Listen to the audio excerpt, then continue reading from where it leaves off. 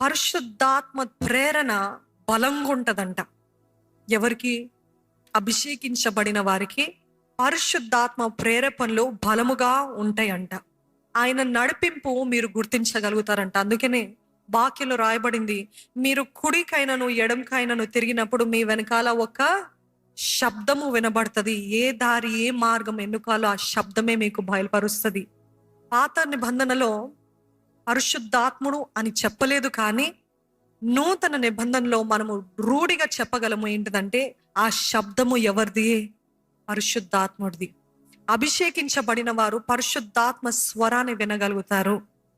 పరిశుద్ధాత్మని యొక్క ప్రేరేపణ బలముగా వారి జీవితంలో కనబడుతుందంట. ఎంతమందికి దర్శనాలు వస్తుంటాయండి? How many of you have heavenly visions, లేకపోతే ప్రాఫిటిక్ విజన్స్, ప్రవచనాత్మక దర్శనాలు, స్వప్నాలు, లేకపోతే దేవుని స్వరము మీరు పడుకున్నప్పుడు మాట్లాడటము, ఇవన్నీ ఏంటిదంటే పరిశుద్ధాత్మ స్వరము మనకి వినబడతాయంట. ఈ దర్శనాలు అనేది దేవుడు మనకి ఏదో చెప్పడానికి ప్రయత్నిస్తున్నాడు. ఈ స్వప్నాలు అనేది దేవుడు మనకి ఏదో చెప్పడానికి ప్రయత్నిస్తున్నాడు. ఇవన్నీ ఏదో కలలే, లేకపోతే ఏదో వాట్ వండర్ఫుల్ డ్రీమ్ అని వదిలిపెట్టుకోవడం కాదు. కానీ దేవా ఏం చెప్పమంటున్నావు, ఏం చెప్పదలుచుకున్నావయ్యా, what do you want to convey to మీ?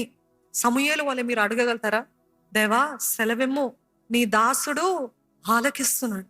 ఈరోజు సెలవి అయ్యా, అడగండి దేవుణ్ణి. పరలోకపు దర్శనాలు నాకు దయచేయి, పరలోకపు స్వప్నాలు దయచేయి, నీ స్వరము స్పష్టంగా వినిపించు. ఆయన స్వరము ఎంత స్పష్టంగా ఉంటుందంటే మీ తోటి స్నేహితులతోటి మీరు ఎలాగ మాట్లాడతారో అలాగ మాట్లాడతాడండి. ఆయనతోటి సన్నిహితంగా ఉన్నట్లయితే, అభిషేకించబడిన వారు అంత సన్నిహితంగా ఉన్నట్లయితే ఆయన స్వరం అంత స్పష్టంగా వినబడుతుందంట. వీరి దగ్గరికి, వారి దగ్గరికి, ఆ సేవకుల దగ్గరికి, వీరి దగ్గరికి వెళ్ళటము కాదు. దేవుడు ఏం చేయమంటున్నాడు? No, you will hear him yourself. Amen. మీరు స్వతహాగా వింటారు ఆయన స్వరాన్ని. ఎంతమందికి అట్లాగా వినాలని ఆశ ఉంది? నిజంగా ఆశ ఉన్నట్లయితే దేవుడు తప్పకుండా మన హృదయవాంఛని నెరవేరుస్తాడండి.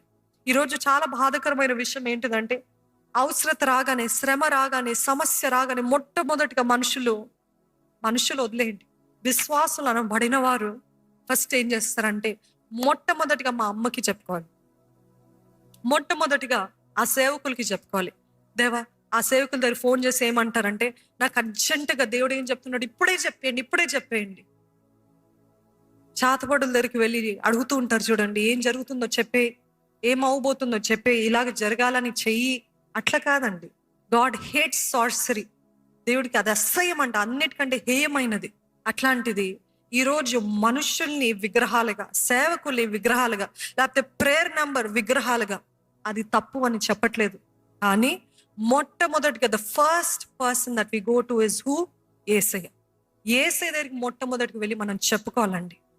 యేసయ్య మనల్ని నడిపిస్తాడు. మీకు అంత కన్ఫ్యూజన్లో ఉన్నారా? ఏం మార్గం ఎన్నుకోవాలో తెలియట్లేదా?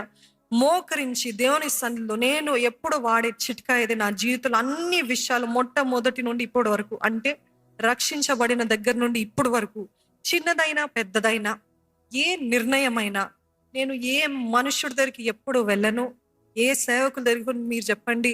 ఒకవేళ అది కన్ఫర్మేషన్గా వారిని అడుగుతానేమో కానీ, వాక్యానికి కన్ఫర్మేషన్ కానీ, ఎప్పుడు కూడా ఏ నిర్ణయం తీసుకోవాలన్నా అది లోకపరమైన నిర్ణయాలైనా లేకపోతే పరిచర్య నిమిత్తమైన నిర్ణయాలైనప్పటికీ కూడా దేవుని సన్నిధిలో మోకరించి, దేవా ఈ విషయమై ప్రార్థన చేస్తున్నా, నీ చిత్తం ఏంటో బయలుపరచు. నా నిర్ణయాలు కాదు, నా తొందరపాటు కాదు, నా ఎక్సైట్మెంట్ కాదు. You tell me, is this your will? College విషయం ఏంటి, స్కూల్ విషయం ఏంటి, వివాహం విషయం ఏంటి, ఈ పరిచర్య విషయం ఏంటి, అన్ని చిన్నవింటి పెద్దదింటి, ఒక స్థలము విషయం ఏంటి, మా ఇల్లు మారటములో కూడా ఏ ఇల్లుకి వెళ్ళాలి ఆ ఇల్లు చూపిస్తున్నారు, ఆ ఇల్లు ప్రేరేపిస్తున్నారు మనుషులు. కానీ అది నీ చిత్తమా అని అడిగినప్పుడు కొన్నిసార్లు దేవుడు ఎంత స్పష్టంగా కొన్నిసార్లు కదా అన్నిసార్లు నాతోటి ఆ వాక్యం ద్వారా ఎంత స్పష్టంగా మాట్లాడతాడంటే, ఒక ఇంటి విషయమై నిర్ణయం తీసుకోవాల్సిన వచ్చినప్పుడు, మాకు అక్కడ పాతింట్లో ఒక అటాక్ జరిగినప్పుడు వెంటనే we had to vacate that place. అట్లాంటి పరిస్థితులు ఇల్లు దేవుడే చూపిస్తున్నాడు కదా మమ్మల్ని తప్పించడానికి అని అనలేదండి.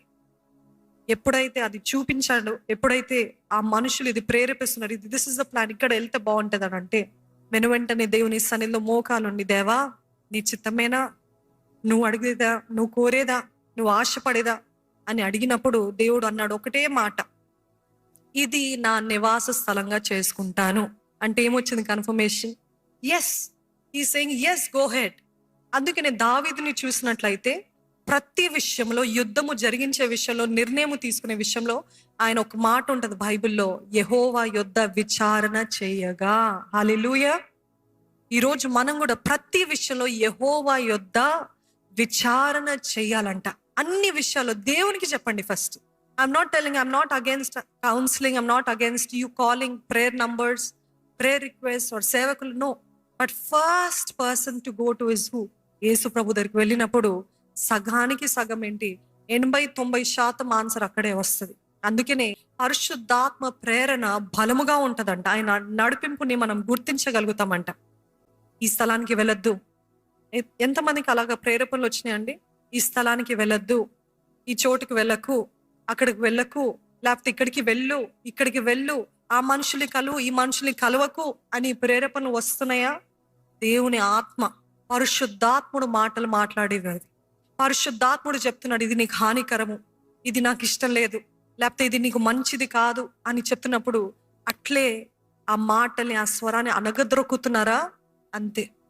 ఎన్నోసార్లు అండి నా జీవితంలో రక్షించబడక ముందు కూడా, అంటే మారు మనసు అనుభవం, చిన్నప్పటి నుండి దేవుని సన్నిధిలోనే పెరిగిందాన్ని, కానీ నిజమైన మారు మనసు అనుభవం పొందక ముందు అప్పటికీ కూడా దేవుడు ఎంతగా ప్రేమించేవాడంటే, కొంతమంది స్నేహితులు అనబడేవారు.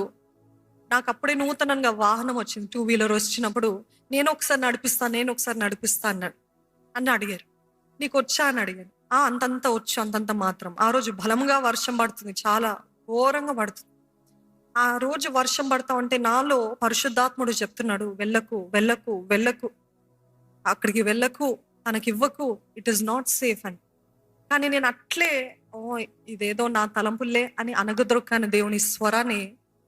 ఆ వర్షంలోనే మేమేదో అది థ్రిల్లింగ్ రైడ్ అనుకుని నా స్నేహితురాలు నేను వెళ్ళాం. తను నడిపిస్తుంది.